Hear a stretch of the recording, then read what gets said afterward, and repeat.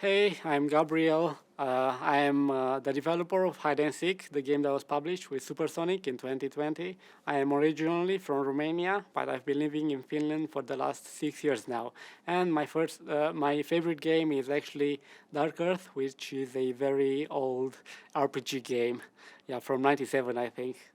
So my two biggest passions are computer science and art, and I think they meet in the video gaming industry the most probably, and that's how I ended up in the video gaming industry in the first place. It was not something planned. It was just a consequence of my two biggest passions, I think. I think it was during that time when I started to realize how nicely science and art actually intermingle, and I would argue that science and math is a form of art on its own. And what I mean by that is when you see pi in a formula, it doesn't really matter what the value of pi is. What matters is that that formula has something to do with a circle, which is a very visual thing, and I find that to be a very nice thing.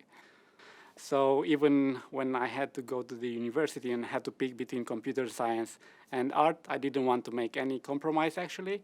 So I decided to go for computer science and work on my artistic skills at home. And that's what I did. I remember making various accounts on the most prestigious forum related to arts at the time, which was CG Society, Evermotion, Polycount.